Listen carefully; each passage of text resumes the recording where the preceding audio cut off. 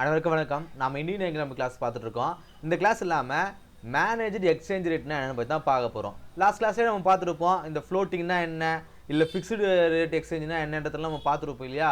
So இந்த exchange ரேட்னா என்னென்னு பார்க்கும்போது அதையும் லாஸ்ட் கிளாஸ்லேயே பார்த்துருப்போம். நம்ம நாட்டுடைய கரன்சியானது வெளிநாட்டில் இருக்கக்கூடிய கரன்சியுடைய மதிப்புக்கு எந்த அளவுக்கு இருக்கும் அப்படிங்கிறத சேஞ்ச் பண்ணுறதுக்கு பேர் தான், அதை டிசைட் பண்ணுறதுக்கு பேர் தான் வந்து இந்த எக்ஸ்சேஞ்ச் ரேட்டு அப்படின்றத நம்ம கடந்த கிளாஸ்லேயே பார்த்துருப்போம் இல்லையா? ஸோ இந்த எக்ஸ்சேஞ்ச் ரேட் அப்படிங்கிறத கவர்மெண்ட்டானது எப்படி டிசைட் பண்ணணும், அது வந்து ஃபிக்ஸ்டாக இருக்குமா ஃப்ளோட்டிங்காக இருக்குமான்றத லாஸ்ட் கிளாஸ்லேயே பார்த்துருப்போம். ஒரு கவர்மெண்ட்டானது அதோடைய ரேட்டு வந்து அதுவே வந்து ஃபிக்ஸ் பண்ணிச்சுன்னா, அது ரூபாயோடைய மதிப்பு, அதோட பணத்துடைய மதிப்பை அதுவே வந்து ஃபிக்ஸ் பண்ணிச்சுன்னா அது வந்து ஃபிக்ஸ்டு ரேட்டு. இல்லை மார்க்கெட்டில் இருக்கக்கூடிய டிமாண்ட் அண்ட் சப்ளையை பேஸ் பண்ணி அந்த ரூபாயோட மதிப்பானது இருந்துச்சு அப்படின்னா அதை வந்து ஃப்ளோட்டிங் எக்ஸ்சேஞ்சுன்னு சொல்லியிருப்போம் இல்லையா? இந்த எக்ஸ்சேஞ்ச் ரேட்டை எப்படி வந்து மேனேஜ் பண்ணுது ஒவ்வொரு கண்ட்ரியும் அப்படின்னு பார்க்கும்போது, manage exchange rate system is a hybrid or mixture of fixed and flexible exchange ரேட்டுங்க. அது என்ன சொல்கிறாங்க, ஒரு கண்ட்ரியானது ஃபிக்ஸ்டையும் ஃபாலோ பண்ணி ஃப்ளோட்டிங்கையும் ஃபாலோ பண்ணியது அப்படின்னா அதுக்கு பேர் தான் வந்து ஹைப்ரிட் இல்லைனா மிக்சர்னு சொல்லுவாங்க. இதை மேனேஜ் எக்ஸ்சேஞ்ச் ரேட்னு சொல்கிறாங்க. எப்படி இது அப்படின்னு பார்க்கும்பொழுது, இப்போ நம்ம இந்தியாவில் வந்து ஃப்ளோட்டிங் எக்ஸ்சேஞ்ச் ரேட்டை ஃபாலோ பண்ணுறோன்னு வச்சுங்களேன், ஃபாலோ பண்ணிட்டு இருக்கோம். இப்போது நம்முடைய மதிப்பானது இங்கே டிக்ரீஸ் ஆகிட்டு இருக்குது இல்லையா? இன்றைக்கி ஒரு டாலருடைய மதிப்பானது 86 ரூபாய்க்கு போகுது.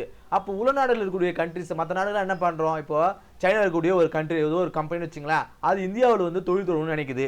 ஆனால் நினைக்கிறாங்க என்ன இது இந்தியாவுடைய மதிப்பானது இவ்வளோ குறைஞ்சிட்டு போகுது அப்படின்னு பார்க்கும்பொழுது கவர்மெண்ட்டே என்ன பண்ணணும்னா பாருங்கள், டைரெக்டாகவோ இல்லை இன்டைரக்டாகவோ பாருங்கள் அவங்களுடைய கரன்சியை, ஃபாரின் கரன்சியை பை பண்ணுறது இல்லைன்னா செல் பண்ணுறதன் மூலமாக, இல்லைனா வந்து அவங்களுடைய மானிட்டரி பாலிசியின் மூலமாகவோ பாருங்கள் exchange the directly by buying or selling foreign currencies indirectly, இல்லை அவங்களுடைய மானிட்டரி பாலிசி மூலமாகவோ, அதாவது இன்ட்ரெஸ்ட் ரேட்டை குறைக்கிறதன் மூலமாகவோ, ஃபாரின் அக்கௌண்ட்டை வந்து இங்கே இன்வெஸ்ட்மெண்ட்டை கொண்டு வரதன் மூலமாகவோ அவங்க அதை ஈடு செய்வாங்க. அதுக்கு பேர் தான் இந்த மேனேஜ் எக்ஸ்சேஞ்ச் ரேட்டுன்னு சொல்கிறாங்க. இது இன்னும் புரியும் அப்படின்னு நினைக்கிறேன்.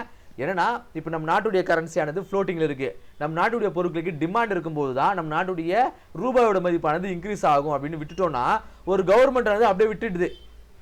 இப்போ நம்ம அடுத்து பார்க்க போகிறோம் என்னன்றதை நீங்கள் பார்த்துட்டா உங்களுக்கு புரியும்னு வச்சிங்களேன். இப்போ கவர்மெண்ட்டே அது விட்டுடுச்சு அப்படின்னா இப்போ 86 ரூபான்றது 150 ரூபாய் கூட போயிடலாம். அப்போது ஒரு நாட்டுடைய ரூபாயோட மதிப்பானது குறைஞ்சிட்டே போகுது இல்லையா? இதை கண்ட்ரோல் பண்ணுறதுக்காக கவர்மெண்ட் சில நடவடிக்கைகள் எடுக்கும். அது என்ன பண்ணோம், நிறைய ஃபாரின் கரன்சியை பை பண்ணி செல் பண்ணுறதன் மூலமாக இது இன்க்ரீஸ் பண்ணலாம். அப்படி இல்லையா, ஒரு ஃபாரின் கம்பெனி இங்கே வருதுன்னா அவனுக்கு நிறைய நமக்கு இன்ட்ரெஸ்ட் கொடுக்கறது மூலமாக நிறைய கம்பெனி வந்து இங்கே வரும். பரவாயில்லையே, இந்த கம்பெனி வந்து நல்லா டெவலப் ஆகுது. ஒரு பொட்டிக்கடை இருக்குதுங்க, அந்த பொட்டிக்கடையில் என்ன பண்ணுவாங்க, ஆளே வரலன்னா என்ன செய்வோம், இப்போ நம்ம ஹைவேல ஒரு கடை இருக்குது, ஒரு ஹோட்டல் இருக்குது, அதில் யாரும் வந்து சாப்பிட்டு போங்கன்னு கடை கம்முன்னு இருந்துச்சுன்னா யாராவது வருவாங்களா? ஒரு டிரைவரையோ கண்டக்டரையோ அவங்களுக்கு ஒரு அமௌண்ட்டு கொடுத்து நீ வா அப்படின்னு சொல்கிறது மூலமாக அங்கே வருவாங்க. இப்போது ஒருத்தர் இங்கேருந்து இப்போ சென்னையிலேருந்து வேலூர் வரேன்னு வச்சுங்களேன். இப்போ சென்னையில் இருக்கிறவர் என்ன நினைப்பார், சரி வேலூர் போய் சாப்பிட்டுக்கலான்னு நினைப்பார். வேலூரில் ஒரு இட்லி 20 ரூபான்னு வச்சுங்களேன். இதே இங்கே வழியில் இருக்கக்கூடிய ஒரு கடையில் இருந்துச்சுங்க, அங்கே வந்து டிரைவருக்கோ இல்லை கண்டக்டருக்கோ ஒரு அமௌண்ட் கொடுக்கறது மூலமாக அவர் வழியிலே நிறுத்துவார். இப்போ அந்த பேசஞ்சருக்கு எப்படி அவங்க கரெக்ட் பண்ண முடியும், வேலூரில் ஒரு இட்லி வந்து 20 ரூபானா நான் அவனுக்கு 10 ரூபாய்க்கு தரேன் அப்படின்னா நினைப்பாங்க. நிறைய பேர் அந்த கடைக்கு போவாங்க. பார்க்குறேன்னா நினைப்பான், பரவாயில்லையே அந்த கடை பயங்கரமாக டெவலப் ஆகுது, நிறைய பேர் வந்து சாப்பிட்றாங்க அப்படின்னு நினைப்பான் இல்லையா? ஸோ அது மாதிரியான ஒரு பிம்பத்தை கட்டமைக்கிறதுக்கு பேர் தான் வந்து பிம்பன்றதில்ல, அவங்கள கவர்மெண்ட்டே வந்து அது ஹெல்ப் பண்ணுது அப்படின்னா அதுக்கு பேர் மேனேஜ் எக்ஸ்சேஞ்ச் ரேட். அதாவது ஒரு நாட்டுடைய கரன்சியை இம்ப்ரூவ் பண்ணுறதுக்காக கவர்மெண்ட் அதில் இன்டர்வைன் ஆச்சு, அதில் வந்து பங்கெடுத்துக்குச்சு அப்படின்னா அதுக்கு பேர் மேனேஜ் எக்ஸ்சேஞ்ச் ரேட். சரிங்களா? சரி, இதில் என்னென்ன எக்ஸாம்பிள்ஸ் பார்க்கும்பொழுது இந்த மேனேஜ் எக்ஸ்சேஞ்ச் ரேட்டில் என்னென்ன எக்ஸாம்பிள்ஸ் பாருங்கள். ஒரு கண்ட்ரியோடைய கரன்சியை அப்படியே மார்க்கெட்டில் விட்டுடணும். பாருங்கள், some countries allow to free float their currency and allow the market force determine the exchange rate. ஒரு கண்ட்ரியானது தன்னுடைய அமௌண்ட், அந்த கரன்சியுடைய மதிப்பை மார்க்கெட்டில் விட்டுருவாங்க. அந்த ஃப்ளோட்டிங் எக்ஸ்சேஞ்ச் ரேட்டில் மார்க்கெட்டை டிசைட் பண்ணுது. அதுக்கு இப்போ அவங்க டிசைட் பண்ணால் அந்த மாதிரியான கண்ட்ரிஸை வந்து நாம் சொல்லலாம். இது பெரும்பாலும் வந்து அமெரிக்கா அண்டு யூரோப்பியன் யூனியன் இவங்கெல்லாம் வந்து இதுக்கு ஒரு எக்ஸாம்பிள். அவங்க என்ன சொல்லுவாங்க, ஒரு டாலருடைய மதிப்போ பவுண்டுடைய மதிப்போ என்ன பண்ணுவாங்க, மார்க்கெட்டில் விட்டுருவாங்க. அவங்களுடைய பொருட்களுக்கு எந்த அளவுக்கு டிமாண்ட் இருக்குதோ அதை பேஸ் பண்ணி டாலருடைய மதிப்போ பவுண்டுடைய மதிப்பானது இன்க்ரீஸ் ஏறும் இறங்கும். அந்த மாதிரியான அதெல்லாம் ஃபாலோ பண்ணுறவங்க அமெரிக்கா அண்டு யூரோப்பியன் யூனியன் இவங்கெல்லாம் வந்து ஒரு டெவலப்டு கண்ட்ரிஸ். சில கண்ட்ரிஸ் என்ன பண்ணுன்னா பாருங்க அவங்களுக்கு எக்ஸ்சேஞ்ச் ரேட் வந்து ஃப்ளெக்சிபிள் ஆகுது, அதுக்காக மேலே கீழே இறங்குது அப்படின்னா அதுக்காக என்ன பண்ணோம், கவர்மெண்ட்டே மேலே பார்த்தது தான், கவர்மெண்ட்டே என்ன பண்ணணும், கரன்சியை பை பண்ணணும், செல் பண்ணணும், ரெண்டு தினம் அதோடைய மதிப்பு வந்து குறையிறதுக்காக, இறங்குறதுக்காக, அதை அட்ஜஸ்ட் பண்ணுறதுக்காக ஃபாரின் கரன்சியை பை பண்ணணும், செல் பண்ணணும். இந்த மாதிரியான அதே போல் அவங்க மானிட்டரி பாலிசி வந்து சில பாலிசி வந்து கொண்டு வருவோம்.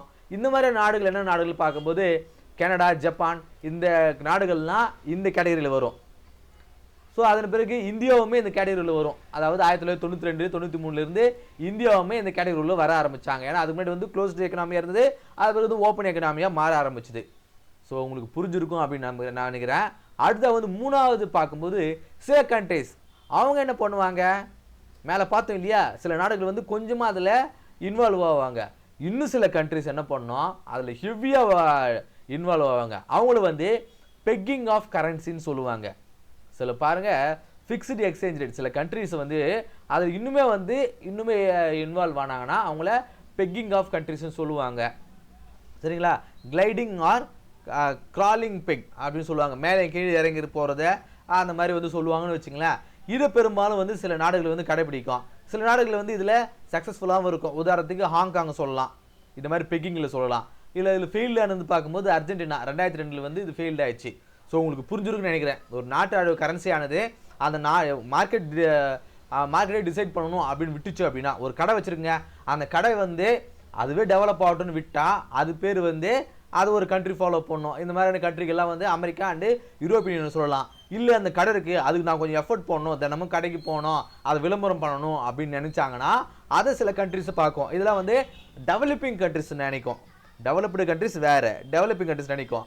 இல்லை கடை வச்சுட்டோம், யாரோ ஒருத்தனும் பிடிச்சி கொண்டாந்து வச்சு இந்த மார்க்கெட் பண்ணணும் அப்படின்னு நினைக்கிறான்னு வச்சுங்களேன், அதை வந்து பெக்கிங் ஆஃப் கரன்சிஸ்ன்னு சொல்லுவாங்க. அந்த மாதிரியான கண்ட்ரிஸை இது மாதிரி வந்து சில ஹாங்காங் அண்டு அர்ஜென்டினா இந்த மாதிரி கண்ட்ரிகள் சொல்லலாம். உதாரணத்துக்கு குசேலன் படத்தை சொல்லலாம். குசேலன் படத்தில் இப்போ பசுபதி ஒரு ஹேர் சலூன் வச்சுட்டு இருப்பார். அவர் வந்து அவரோட திறமை இருக்கும். அவர் வந்து ஒரு டெவலப்டு கண்ட்ரிஸாக சொல்லலாம், டெவலப்டு கண்ட்ரிஸ். அவர் என்ன பண்ணுவார், வேண்டும் வந்து வெட்டிட்டு போங்க அப்படின்னு நினைக்கிறவங்கள டெவலப்டு கண்ட்ரிஸ்ன்னு சொல்லலாம். இது ரெண்டுத்துக்கு மட்டும் வித்தியாசம் பார்ப்போம்.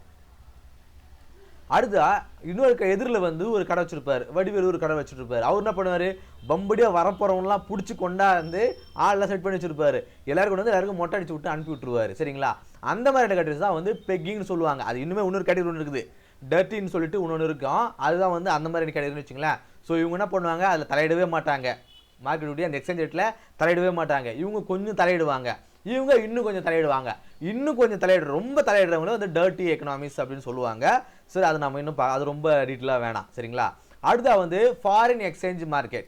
ஃபாரின் எக்ஸ்சேஞ்ச் மார்க்கெட்னா என்ன, அதாவது பாருங்கள் டிஃப்ரெண்ட் கரன்சிஸ் இருக்கும், அது பாட் பண்ணுறது சோல்ட் பண்ணுறதன் மூலமாக அந்த ஃபாரின் எக்ஸ்சேஞ்ச் மார்க்கெட்டில் ஒரு நாட்டிலேருந்து இன்னொரு நாட்டுக்கு ஒரு பொருளை வாங்குகிறோம் விற்கிறோன்னா அதுக்கு இந்த எக்ஸ்சேஞ்ச் ரேட்டு பயன்படும். சரிங்களா, அடுத்தது எக்ஸ்சேஞ்ச் ரேட் இன் இந்தியா. இந்தியாவில் இந்த எக்ஸ்சேஞ்ச் ரேட் எப்படி இருக்குன்னு பார்க்கும்போது 1948 வரைக்கும் நாம் பிரிட்டிஷாருடைய கட்டுப்பாட்டில் இருந்தோம். ஸோ அவங்களுடைய அந்த பவுண்டு தான் நாம் இந்தியன் ருப்பியோட வந்து அசோசியேட் ஆகிட்டு இருந்தது. அதன் பிறகு இது வந்து 1928. சரிங்களா, இது வரைக்கும் இது ஐஎம்எஃப் வந்து எஸ்டாப்ளிஷ் ஆனதுக்கு பிறகு நாம் என்ன பண்ணோம், அந்த ஃபிக்ஸ்டு கரன்சிலே தான் இருந்தோம். முன்னாடியே பார்த்துருப்போம் இல்லையா, ஃபிக்ஸ்டு கரன்சிலே தான் இருந்தோம். ஸோ அது வந்து மெயின்டைன் ஆகிட்டே இருந்தது. 1948 ஒரு டாலருடைய மதிப்பானது 3.36 ரூபாய் இருந்தது, 3.25 ரூபாய் இருந்துச்சுன்னு வச்சுங்களேன். ஒரு டாலருக்கான மதிப்புன்றது 3 ரூபாய் இருந்தது. சரி, 1975 நம்ம என்ன பண்ணோம், செப்டம்பரில் பிரிட்டிஷாருடைய அந்த பவுண்ட்லேருந்து இந்திய ரூபாயை வந்து டீலிங் பண்ண ஆரம்பித்தோம். நாம் முதல்ல இந்த பிரிட்டிஷாருடைய அந்த பவுண்டோட நாம் இணக்கமாக சேர்ந்துருந்தோம். அது பிறகு இல்லை எங்களுடைய ரூபாயோட மதிப்பானது நாங்களே டிட்டர்மைன் பண்ணிக்கிறோம் அப்படின்னு சொல்லிட்டு நம்ம வெளியே வந்துட்டோம். அப்படி வெளியே வந்ததுக்கு பிறகு என்னாச்சு, 1992 அந்த 93 நாம் ஃப்ளோட்டிங் கரன்சிக்கு சேஞ்ச் ஆக ஆரம்பித்தோம். ஃப்ளோட்டிங் கரன்சினா என்னென்னு நம்ம சொல்லியிருப்போம். அது பிறகு ஐஎம்எஃபோட டைப் போடுறதுக்கு பிறகு நீ டிமாண்ட் அண்ட் சப்ளையை பேஸ் பண்ணி உங்கள் கரன்சியுடைய மதிப்பை கொண்டு வா அப்படின்னு சொல்லிட்டு ஐஎம்எஃப் சொன்னதுனால நாம் அதை சேஞ்ச் பண்ண ஆரம்பிச்சிட்டோம். சரிங்களா, இன்னி வரைக்கும் நம்ம பார்க்கும்போது எல்லா நாடுகளுமே அது நம்ம எதாவது ஃப்ளோட்டிங் கரன்சி தான் ஃபாலோ பண்ணுறது வச்சுங்களேன். இந்த ஃப்ளோட்டிங் கரன்சினா என்ன, டிமாண்ட் அண்ட் சப்ளையை ஃபாலோ பண்ணுது. ஆனால் இப்போ வரைக்கும் none of the economies have till date followed ideal free floating எக்ஸ்சேஞ்சை நம்ம ஃபாலோ பண்ணுறதே கிடையாது.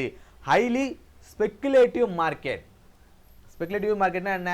இந்த டாலருடைய மதிப்பானது இன்க்ரீஸ் ஆகுது இறங்குது, ரூபாயோட மதிப்பானது இன்க்ரீஸ் ஆகுது இறங்குன்றத அந்தந்த நாடுகள் வந்து இன்ஃப்ளூயன்ஸ் பண்ணுது. ஸோ அதாவது வந்து ஸ்பெகுலேட் பண்ணுறாங்க, மாற்றி அமைக்கிறாங்க அப்படிங்கிற மாதிரி சொல்லலாம். சரிங்களா? இந்த கிளாஸ் வந்து கொஞ்சம் வந்து வேகாக தான் இருக்கும். ஐயோ என்ன புரியலையேன்ற மாதிரி தான் இருக்கும். என்ன பண்ணுறது, இதெல்லாம் வந்து ஏற்கனவே வந்து நடத்துனது அப்படிங்கிறதுனால இது இன்னும் எவ்வளோ சுவாரஸ்யமாக சொல்ல முடியும், எந்த அளவுக்கு தெளிவாக சொல்ல முடியும்னு எனக்கு தெரியல. முடிஞ்ச அளவுக்கு நான் சொல்லியிருக்கேன்னு நினைக்கிறேன். அப்படி புரியலனாலும் ஒன்றும் பிரச்சனை இல்லை, அப்படியே படிச்சுட்டு போங்க, போக போக புரிய ஆரம்பிச்சிடும். சரிங்களா? ஸோ இந்த கிளாஸ் இல்லாமல் மேனேஜ் எக்ஸ்சேஞ்ச் ரேட்னா என்னன்றதை பார்த்தோம். மேனேஜ் எக்ஸ்சேஞ்ச் ரேட்னா என்ன?